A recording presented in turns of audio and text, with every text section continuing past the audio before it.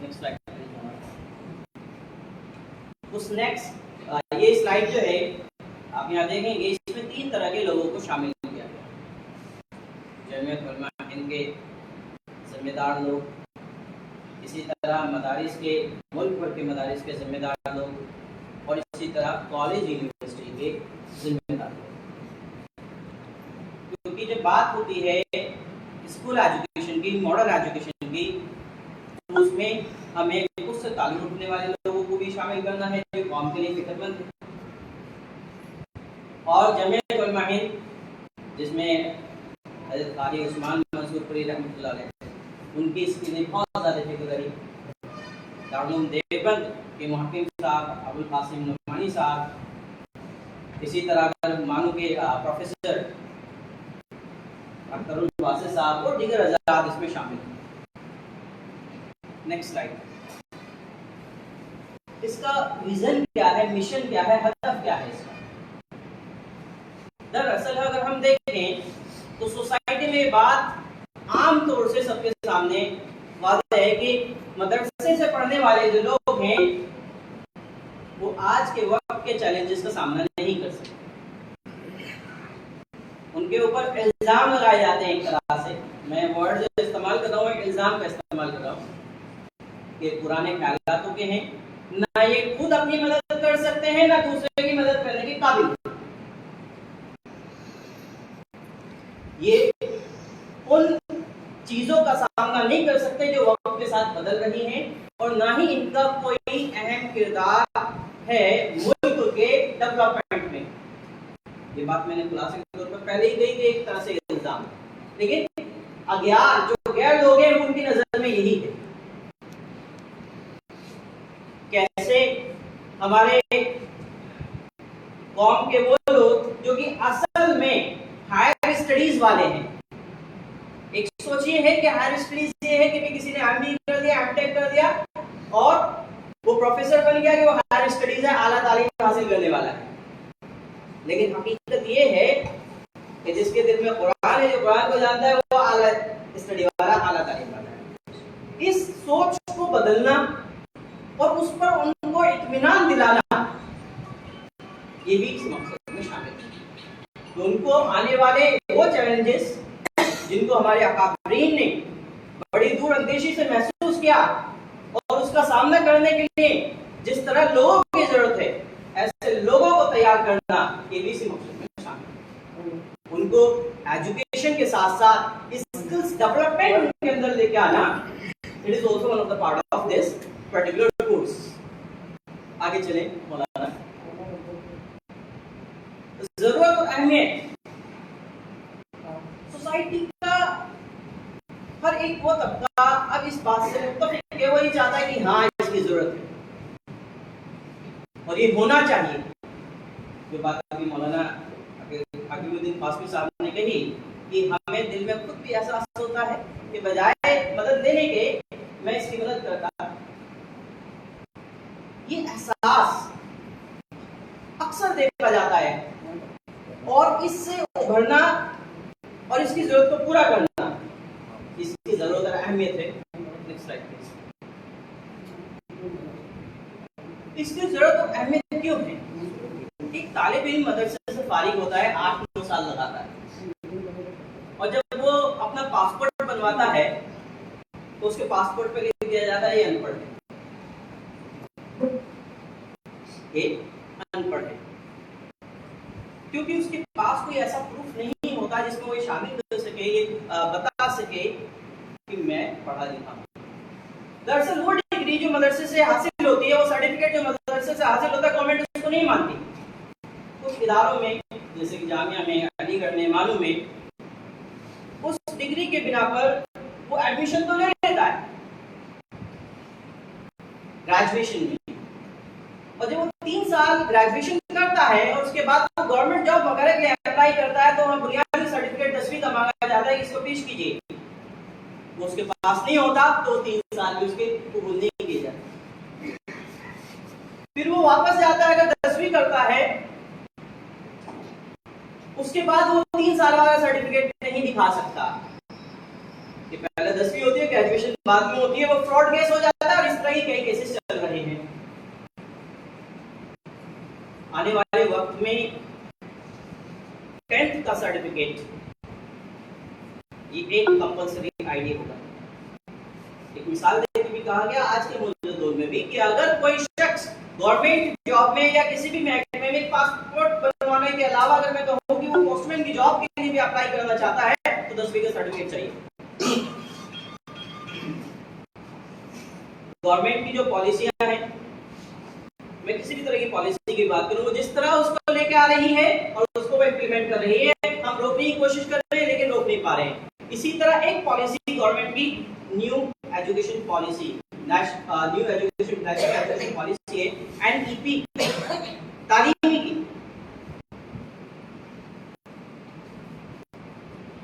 उसको इम्प्लीमेंट कर रही है वो, जिसमें जो करिकुलम है, जो निसाब है, उसको बदला जा रहा है, जो तारीख है उसको बदला जा रहा है, अकायद के एतबार से, शिर्क के एतबार से बहुत सारे चीजें उसमें तब्दील की जा रही है। इससे पहले कि गवर्नमेंट आए और हमारे मदरसों में दाखिल हो और अपने तरीके से उसको चलाए, हमारे अकाबरीन ने इस चीज का फैसला किया और इस जमीयत ओपन स्कूल को पेश किया। अल्हम्दुलिल्लाह यूपी में, महाराष्ट्र में, दिल्ली में ये चल रहा है। जैसे कहा कि तकरीबन 2000 स्टूडेंट्स दाखिला ले भी चुके हैं। इसकी जरूरत सब जगह महसूस की गई और इसकी बुनियादी बातें ये बताई कि उसकी कंपल्सरी आईडी, उसको गवर्नमेंट जॉब में, प्राइवेट सेक्टर में, और अपने मदरसों की हिफाजत, अपना सिस्टम, हमारा मदरसा हमारे लोगों के बीच में रहे, हमारे लोगों की निगरानी में रहे। ये बहुत सारे इसकी वजह रुकावट कहां आ रही थी? रुकावट ये थी कि भी कैसे हम ऐसा सिस्टम अपने मदरसे में लेके आए कि जिन मकसद के लिए मदारिस को कायम किया गया उस पर फर्क ना पड़े। कि भाई अगर हम स्कूल का सिस्टम अपने मदरसे में लेके आएंगे तो क्लासें जो दर्स इज्जत मुतासिर होंगे, निसाब मुतासिर होगा, पे स्केल मुतासिर होगा, स्ट्रक्चर मुतासिर होगा, ऑर्गेनाइजेशन चेंज होगी, बहुत सारे तब्दीलियां आएंगी। इस वजह से अक्सर ये रुकावटें, ये चीजें सामने आ रही थी। इसका हल क्या है? Next slide please. Jamiat open school इसका हल लेके आया। जमीयत उलमा हिंद ने इस चीज की फिक्र की और ये तालीमी इदारा जमीयत ओपन स्कूल के नाम से इसको रजिस्टर्ड कराया और ये हल लेके आया कि एक ऐसा एजुकेशन सिस्टम कि ना तो मदरसे के सिस्टम में कोई चेंज करना है, ना वहां के हिसाब को बदलना है। कुल मिलाकर मैं बात ये कहूं कि मदरसा जैसा चल रहा है चलता रहे। दो लफ्जों में बात कहूं कि जैसा चल रहा है चलता रहे। तलबा, तालिब इल्म अपना फारिग वक्त दे दे, या तो जुमे में 5 घंटा दे दे या रोजाना 1 घंटा दे दे। मसलन आपके यहाँ छुट्टी तकरीबन 11, साढ़े 11, 12 बजे हो जाती है, उसके बाद 1 घंटा दे दें। जो आप अपने मदरसे में चला रहे हैं वो चलाते रहे, जिस तरह चला रहे हैं वो पढ़ाते रहे। ना स्टाफ बदलने की जरूरत है, ना टीचिंग स्टाफ बदलने की जरूरत है, ना उनका पे स्केल बदलने की जरूरत है, ना निसाब बदलने की जरूरत है, ना किसी तरह का स्ट्रक्चर बदलने की जरूरत है। जमीयत ओपन स्कूल वो सारी चीजें दे रहा है जो कि एक स्कूल को चलाने में मदद करती है। किस तरह वो आगे हम देखेंगे, आगे चलेगा। जमीयत ओपन स्कूल एक ऐसा स्ट्रक्चर पेश करता है, एजुकेशनल स्ट्रक्चर जो कि रिसर्च बेस्ड है, जिस पर तहकीक हो चुकी है और उस पर सालों से तहकीक चल रही है। उनके लिए एजुकेशन के लिए डेवलपमेंट प्रोग्राम, ताकि उसको चलाने वाले जो जमीयत ओपन स्कूल के लोग होंगे, डिस्ट्रिक्ट कोऑर्डिनेटर, मदरसा कोऑर्डिनेटर, उनके डेवलपमेंट प्रोग्राम, और इसी तरह इसको NIOS के फ्रेमवर्क में कराना है। Next slide please. NIOS क्या है? National institute of open schooling. ये एक सेंटर का बोर्ड है। एक यूपी बोर्ड है, एक गुजरात बोर्ड है, बिहार बोर्ड है, बंगाल बोर्ड है। लेकिन जो NIOS है ये सेंटर का बोर्ड है। ठीक इसी तरह जिस तरह सीबीएसई का बोर्ड है।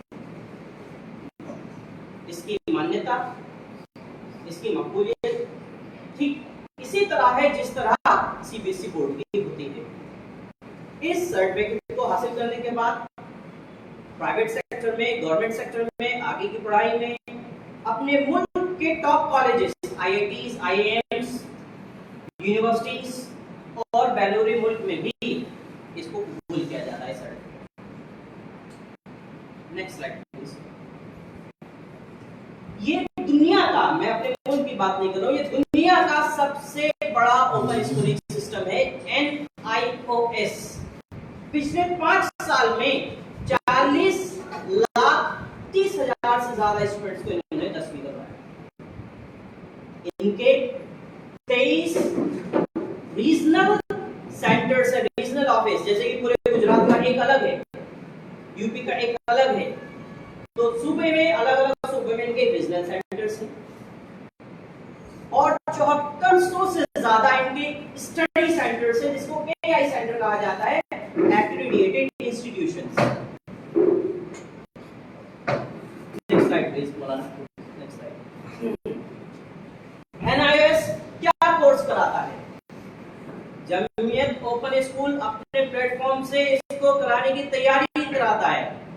सर्टिफिकेट बोर्ड का मिलेगा, ये ध्यान रखिए, ये सर्टिफिकेट गवर्नमेंट का मिलेगा, बोर्ड का मिलेगा, जो सब जगह कबूल किया जाएगा। ये 3 तरह के कोर्स कराता है। एक कोर्स कराता है OBE, ओपन बेसिक एजुकेशन, यानी कि 3वीं, 5वीं, 8वीं।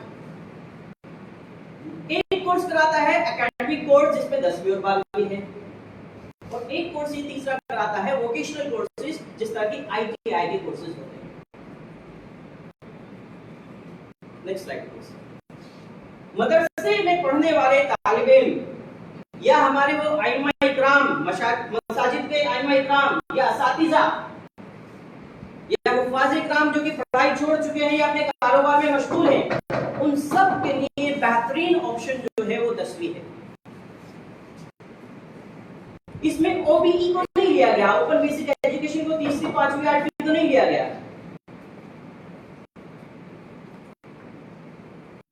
दरअसल अगर हम अपने तलबा को जो मदरसे में पढ़ रहे हैं या आइमा इकराम या असातिज़ा इकराम, जिनकी उम्र तकरीबन 14 साल से ज्यादा वाली एडमिशन दे सकता है, अगर हम उनको ये कोर्सेज कराएंगे तो 8वीं करेगा 7-8 साल इसमें चाहिए, फिर 10वीं 12वीं करेगा तो 4 साल इसमें चाहिए, फिर उसके बाद ग्रेजुएशन करेगा, क्या 35 में जाकर वो ग्रेजुएट बनेगा 35 की उम्र में?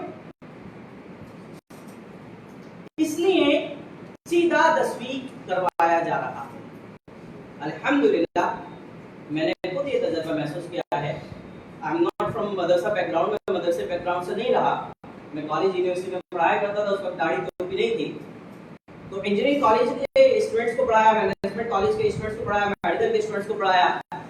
उसके बाद हजरत मौलाना महमूद बंदी साहब से मुलाकात हुई, उन्होंने कहा कि हमारे यहाँ जो फारिगीन है, उलमा इकराम है, मुफ्तियान इकराम है, उनको पढ़ाइए। 8 साल से उनको पढ़ा रहा हूँ, तकरीबन 15 साल का मेरा तजुर्बा इस तरह मिक्स रहा। तो मैंने महसूस किया कि जो कॉलेज के स्टूडेंट्स जिस कोर्स को 8-10 साल में कवर करते हैं, 10वीं 12वीं, हमारे फारिगीन मदरसे के 2 साल में उसको कर लेते हैं। अल्हम्दुलिल्लाह ये मैंने खुद अपना तजुर्बा महसूस किया।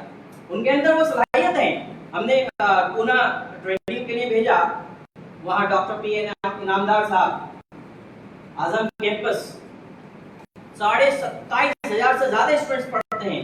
उनके भी तासुरात, वो इसकी सेंट्रल एकेडमिक काउंसिल में है, उनके भी इसके मुतालिक कि भाई ये लोग तो हीरा है, अगर एक थोड़ा सा कुरेद दिया जाए तो बहुत सलाहियतें अपने अंदर डेवलप कर सकती हैं।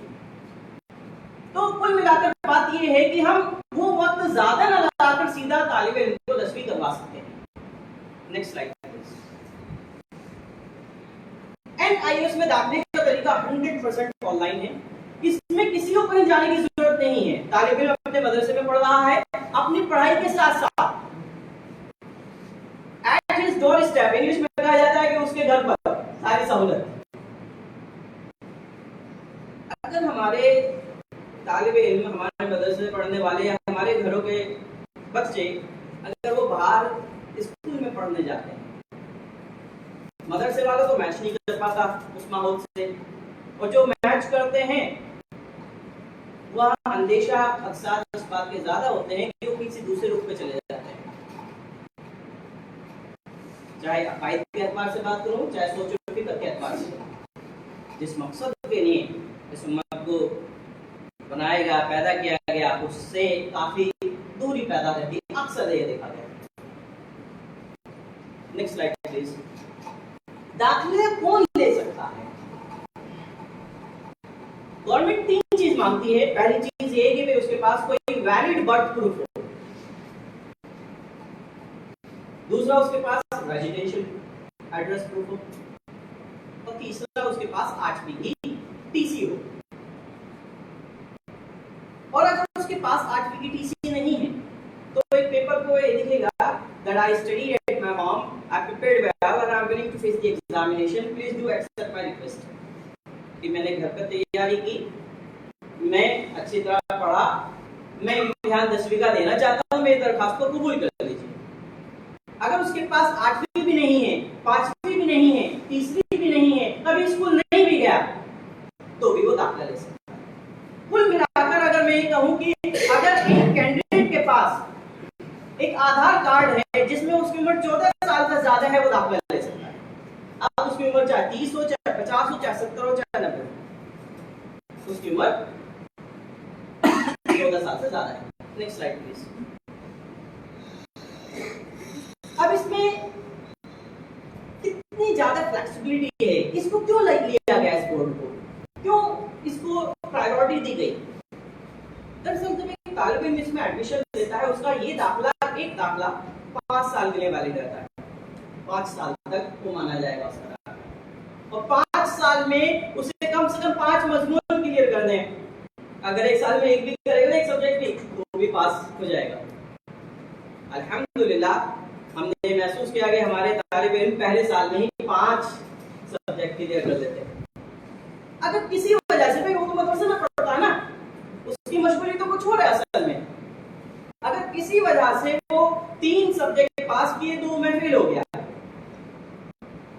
तो हर 6 महीने में वो इम्तिहान देके पास कर सकता है। मैं एक जिसमें फेल हुआ था एक सब्जेक्ट में, अगले 6 महीने में तैयारी करेगा, उसका इम्तिहान दे देगा, नहीं हुआ फिर अगले 6 महीने में तैयारी करेगा, फिर उसका इम्तिहान दे देगा। इस तरह 5 साल में उसको 9 मौके मिलेंगे, और साल में इम्तिहान 2 बार होते हैं, उसे पूरे साल का इम्तिहान करने की जरूरत, वेट करने की जरूरत नहीं है।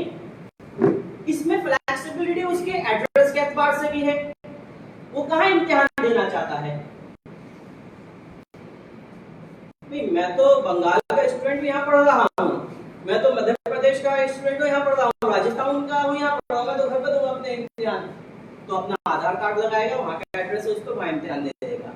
वो यहाँ पढ़ रहा है, वो कहे नहीं मैं इम्तिहान देने वहां थोड़ी जाऊंगा, मैं तो यही इम्तिहान दूंगा, तो मदरसे के लेटर पैड पे ये बात लिखी जाएगी, ये हॉस्टल का स्टूडेंट है, यहाँ रहता है, वो यहाँ इम्तिहान देगा। इतनी ज्यादा इसमें फ्लेक्सिबिलिटी है।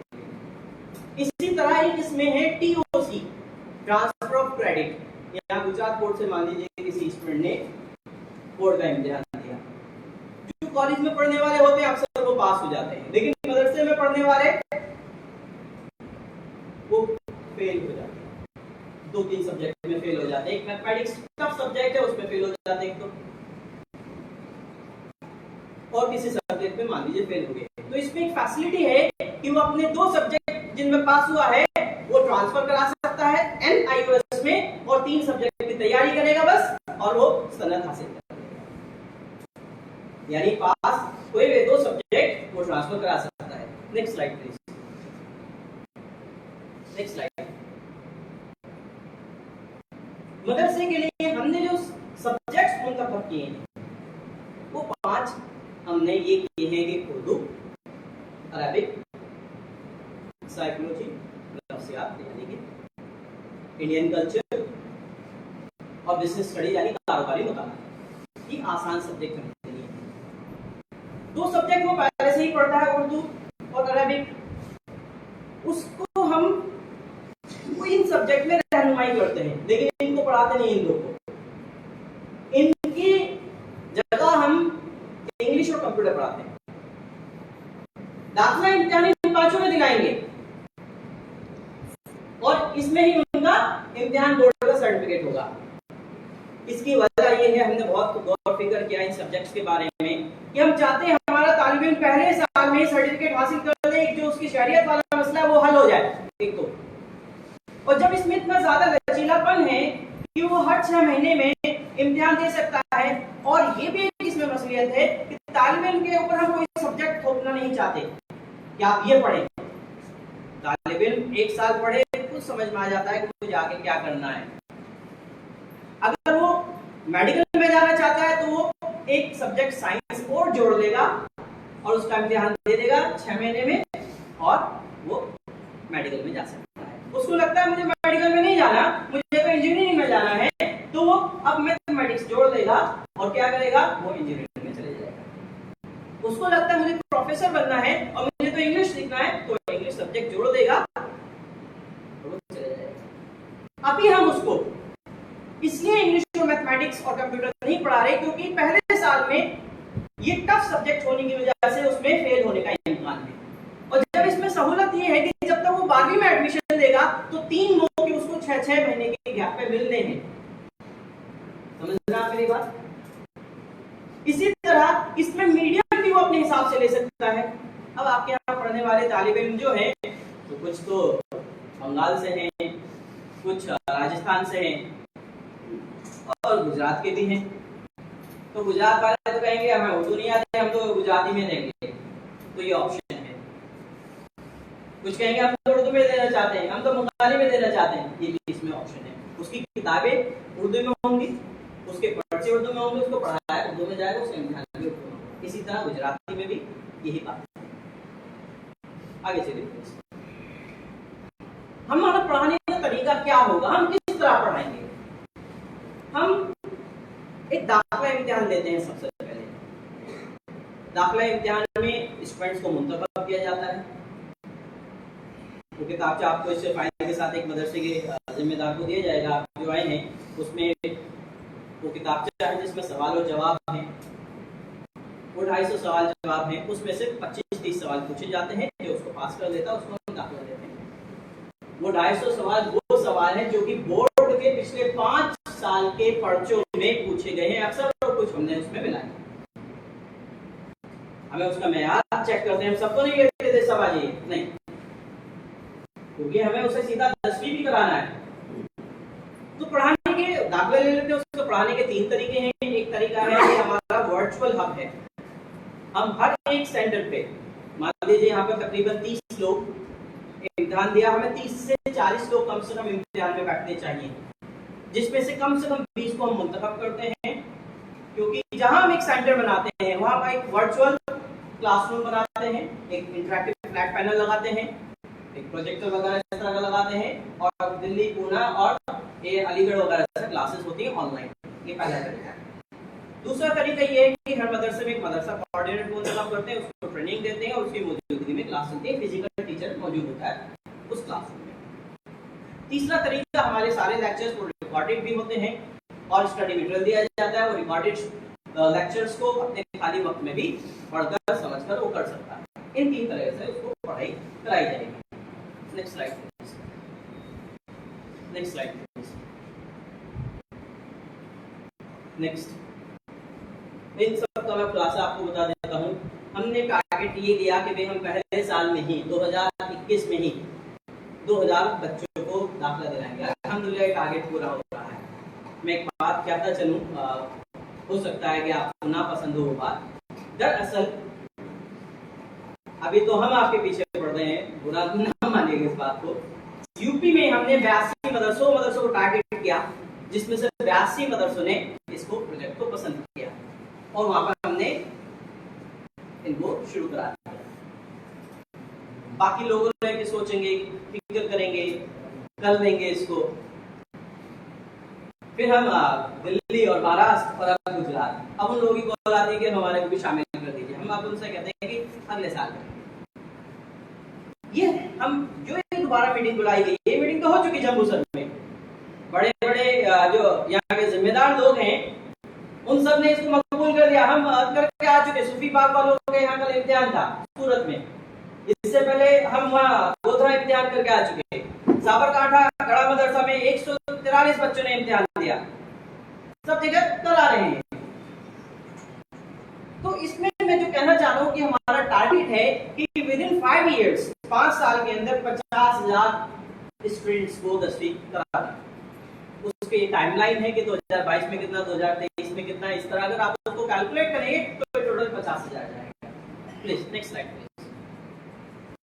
इसका एक पूरा सिस्टम बनाया गया है जो इसकी एकेडमिक काउंसिल के साथ साथ जो एक स्ट्रक्चर होता है जिसमें प्रोजेक्ट इंचार्ज हैं, एकेडमिक हेड हैं और इसी तरह डिस्ट्रिक्ट कोऑर्डिनेटर हैं।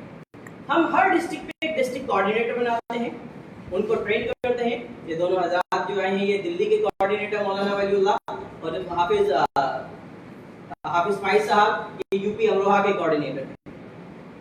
एक डिस्ट्रिक्ट कोऑर्डिनेटर अपने डिस्ट्रिक्ट के आसपास के 10 मदरसों को देखता है। Next slide please.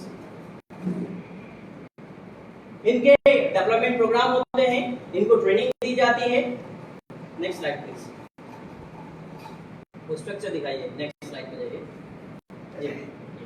ये स्ट्रक्चर है कि एक मदरसे से कम 20, कम से कम अगर आपको एक सेंटर हमारा जमीयतुल स्कूल का लेना है तो इस तरह वो 10 मदरसों को देखता है और हर मदरसे में एक मदरसा कोऑर्डिनेटर होता है। डिस्ट्रिक्ट कोऑर्डिनेटर की तनख्वाह और इसी तरह मदरसा कोऑर्डिनेटर की तनख्वाह वो जमीयतुल स्कूल की तरफ से होती है। Next slide please. ये जो पूरा सिस्टम चलता है ये नहीं कि इसको बना दिया, इसकी निगरानी के लिए हर जिले में कमेटी होती है।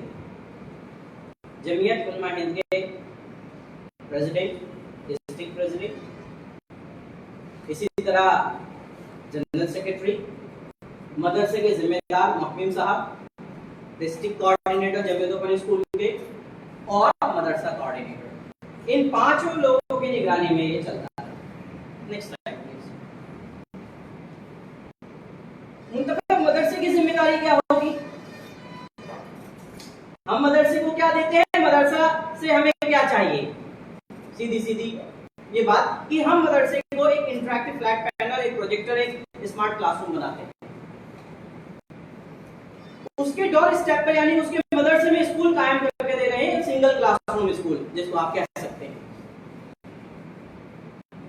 उनकी किताबें वहां, उनके टीएमए जो ट्यूटर मार्क असाइनमेंट होते हैं, उनके बच्चे को कुल मिलाकर ही कहा जा सकता है कि साल भर कहीं नहीं जाना, सिर्फ इम्तिहान देने के लिए अपने ही डिस्ट्रिक्ट में जो इसको गवर्नमेंट तय करती है वहां जाना होगा, बाकी चीज उसको उसके मदरसे में मिलेगी। मदरसे से क्या चाहिए? एक ऐसी जगह दे दे बुनियादी सहूलत के साथ, लाइट, पंखा, इंटरनेट, पानी के साथ, जहां हम अपनी क्लास को चला सके। और एक मदरसा कोऑर्डिनेटर हम मदरसे की तरफ से मांगते हैं जो ऐसी उर्दू और इंग्लिश आती हो, उसको हम और आगे ट्रेन करते हैं और उससे फिर हम उसको वहां पर फिजिकल क्लासरूम के लिए तैयार करते हैं। ये सिस्टम जो चलता है, मदरसा कोऑर्डिनेटर हर चीज के लिए मुहम्मिम साहब को नहीं कहा जाएगा बच्चों के फॉर्म जमा करवा दीजिए। डिस्ट्रिक्ट कोऑर्डिनेटर मदरसा कोऑर्डिनेटर से ताल्लुक करता है, उनकी फी जमा होनी है, उनके फॉर्म जमा होने हैं, उनके बुक्स स्टडी मटेरियल सबमिट करना है। इस तरह जो टोटल कोऑर्डिनेशन होता है उनको 10वीं पास कराने करता है। Next slide please. इसमें आने वाला खर्च क्या है, कितना इस पे खर्च होता है? वैसे तो दूसरे तरीके से बहुत खर्च हो रहे हैं। अगर मैं बात करूं आपके आसपास के डिस्ट्रिक्ट्स में, चाहे मैं साबरकांठा की बात करूं, चाहे मैं बड़ौदा की बात करूं, चाहे मैं बनासकांठा की बात करूं, सूरत की बात करूं और दिल्ली या यूपी की भी बात करूं, तो एक स्टूडेंट से तकरीबन 20-20 हजार रुपए लिए जा रहे हैं इस चीज को, एक स्टूडेंट से। और वो भी उसमें ट्यूशन वगैरह कुछ नहीं कि आप यहाँ से एनएस से जाना चाहते हैं और वो इस तरह वसूल रहे, लोग गलत तरीके से वसूल रहे हैं। यहाँ मैं अपनी बात करता हूँ, हमारे यहाँ पर एक तालिब इल्म अगर 10वीं करता है उस पर क्या खर्च पड़ता है? 2 तरह के खर्च हैं। एक खर्च जो कि गवर्नमेंट को चले जाता है सीधा, उसका एडमिशन फी तकरीबन 1900 रुपए, 1850 रुपए ट्रांजेक्शन चार्ज लगता है, 1900 रुपए। उसके 8-9 महीने बाद उसको इम्तिहान फीस देनी होती है, एग्जाम फी, जो तकरीबन 1300 रुपए होती है। एक सब्जेक्ट की 250, 5 सब्जेक्ट की 1250 और ट्रांजेक्शन चार्ज इस तरह, ये 4200 रुपए गवर्नमेंट को चले जाते हैं। जमीयत ओपन स्कूल एक स्टूडेंट से 500 रुपए महीना लेता है, उसको 5 सब्जेक्ट पढ़ाता है, उसका स्मार्ट क्लासरूम बनाना, एफपी लगाना, ऑनलाइन टीचर एक्सपर्ट्स उनकी तनख्वाह, फिजिकल टीचर्स की तनख्वाह, डिस्ट्रिक्ट कोऑर्डिनेटर की तनख्वाह, मदरसा कोऑर्डिनेटर की तनख्वाह, स्टडी मटेरियल, ये सारा खर्च उसी से होता है। एक तालिब इल्म से 500 रुपए महीना लिया जाता है। कुल मिलाकर अगर हम बात करें तो पूरे साल को उस पे 9200 के करीब खर्च आता है, 9200 रुपीस। Next slide please. तलबा को डायरेक्ट स्कॉलरशिप भी दी जाती है। दरअसल हमने यूपी में भी स्कॉलरशिप दी, इस वक्त भी जमीयत उलमा हिंद एक स्कॉलरशिप दे रहा है प्रोफेशनल कोर्सेज के लिए, जिन लोगों ने 12वीं कर दी है, वो बीटेक, एमटेक या बीएमएस या एमबीबीएस इस तरह के कोर्सेज करना चाह रहे हैं तो उसके लिए अप्लाई कर सकते हैं और वो स्कॉलरशिप जो एलिजिबल होंगे वो उसको हासिल कर सकते हैं। जमीयत ओपन स्कूल ने भी स्कॉलरशिप दी है, वो दे चुके, अब इस साल की जो आने वाली स्कॉलरशिप होगी वो यहाँ पे भी देंगे इंशाल्लाह।